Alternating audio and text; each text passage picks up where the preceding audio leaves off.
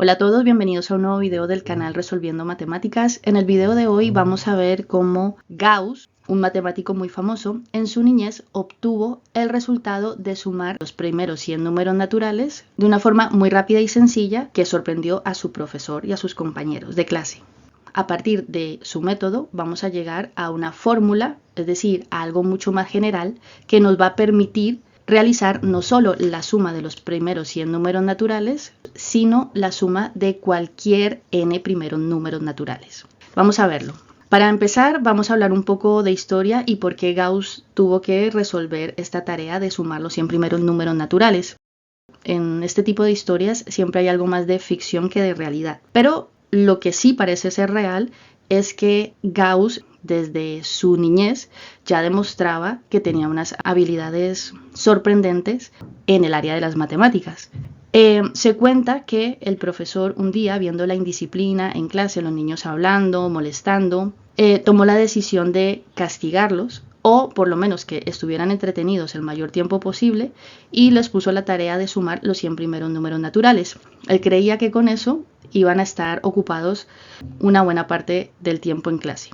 Pero se dice que pasados unos pocos minutos, Gauss ya tenía la respuesta y se la había llevado al profesor en la pizarra. Antes no utilizaban cuadernos, sino se utilizaban unas pequeñas pizarras. Ahí tenía la respuesta. Al profesor le sorprendió que hubiera hallado de una forma tan rápida el resultado y le pidió la explicación de cómo había obtenido ese resultado, que es lo que vamos a ver a continuación.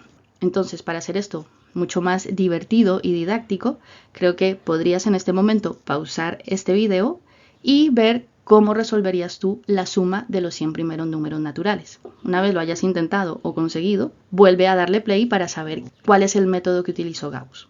De lo primero que se dio cuenta Gauss es que la suma de los 100 primeros números naturales es una suma de números consecutivos. Un número se obtiene de haber sumado una unidad a la anterior.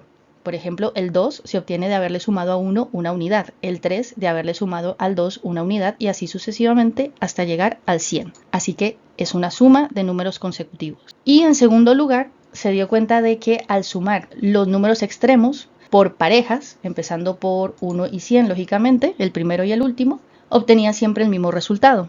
1 más 100 es 101, 2 más 99 es 101, 3 más 98 es 101 y así sucesivamente. De esto dedujo que se repetía el número 101 50 veces. ¿Por qué? Pues porque si son 100 números y los sumamos por parejas, el valor 101 se va a repetir 50 veces.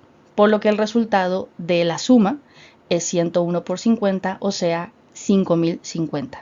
Este es el método que utilizó, de tal manera que se evitó el tener que sumar uno a uno los 100 números, que era lo que el profesor creía que iba a hacer la mayoría de los estudiantes. Entonces, ¿cómo utilizar el método de Gauss para resolver no solo los 100 primeros números consecutivos o los 100 primeros números naturales, sino poder obtener la suma de los n primeros números naturales, siendo n cualquier número natural que se te venga a la cabeza? Por ejemplo, en el caso de Gauss, n sería igual a 100. Entonces, aplicando el método que utilizó Gauss, vamos a poder llegar a una fórmula que nos va a permitir solucionar este tipo de sumas de una forma muy rápida. Y para poder llegar a esa fórmula, vamos a hacer una demostración visual muy sencilla de entender. Vamos a representar mediante una ficha en color rojo el resultado de sumar los 10 primeros números consecutivos de forma individual. Por ejemplo, empezamos con el 1. Como al 1 no le vamos a sumar nada, es el primer número natural, su resultado pues va a ser el mismo. Por eso se representa con una única ficha en color rojo. Pasamos a n igual a 2, que nos indica que queremos sumar los primeros dos números consecutivos. Representaríamos el resultado mediante fichas rojas. De esta manera, la primera fila representaría el número 1 y la segunda fila representaría el número 2. Si sumamos las fichas, nos da el resultado que estamos buscando. 2 más 1, 3.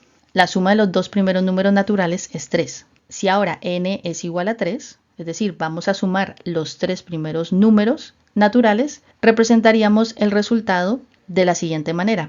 La primera fila representa el número 1, la segunda fila representa el número 2 y la tercera fila representa el número 3. Si sumamos el número de fichas rojas, nos daría 6 y así sucesivamente con el resto de números. Si continuamos así hasta el número 10, aunque podríamos hacerlo hasta el número infinito, nos damos cuenta de que la figura geométrica que se va formando a medida que nosotros vamos aumentando n va a ser un triángulo. A estos números que se pueden representar de forma triangular y que además representan el resultado de sumar números consecutivos, les decimos números triangulares. Y lo representamos con la letra T y un subíndice que nos indicaría n. Es decir, que nos indica, por decirlo de alguna manera, el último número consecutivo que queremos sumar. Por ejemplo, en este caso, n es igual a 1, porque solamente queremos sumar el 1. El siguiente se representaría como T sub 2 y el número triangular es 3. Para T sub 3, el número triangular sería 6 y así sucesivamente. Yo creo que otra cosa muy importante de la que nos podemos dar cuenta es que sumar números pequeños de esta manera se puede hacer sin ningún problema. En vez de las fichas podríamos representarlas por números, 1 más 2 más 3 más 4 más 5, pero luego cuando ya se empieza a aumentar el número, cuando ya se empieza a aumentar n, se vuelve bastante pesado de sumar. Vean por ejemplo en el caso de T sub 10, en el último de la diapositiva, donde tendríamos que contar todas esas fichas, o lo que es lo mismo, sumar 1 más 2 más 3 más 4 más 5, así hasta 10. Entonces imagínense si tuviéramos que hacer eso con la tarea de Gauss, los 100 primeros números, o para números muchísimo más grandes.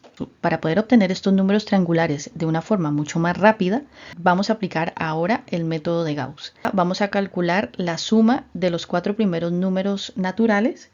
Ya habíamos visto en la diapositiva anterior que nos da 10. Aquí podríamos hacer la suma muy fácilmente, o bien contamos el número de fichas rojas una a una, que nos daría 10, o sumamos 1 más 2 más 3 más 4, que también nos daría 10. Como n es igual a 4, pues entonces tenemos 4 filas, correspondientes a cada uno de los 4 primeros números. Recuerden que Gauss sumó los extremos. O sea que si eran los 100 primeros números, sumó 1,99. En este caso sumaríamos 1,4. Ese 4 viene representado por esas 4 fichas en color amarillo, que nos daría 5. En la siguiente fila sumaríamos 2 más 3, los siguientes dos extremos. Si hacemos eso, esa suma nos da 5. Para la siguiente fila sumaríamos 3 más 2, que nos daría 5. En la última fila sumaríamos 4 fichas rojas más 1, que nos daría 5. Como ven, el resultado siempre es el mismo. Cuando sumamos las filas siempre nos da el mismo resultado, en este caso 5. Y además de forma geométrica obtenemos un rectángulo cuyos lados vienen representados por el número de filas y columnas respectivamente.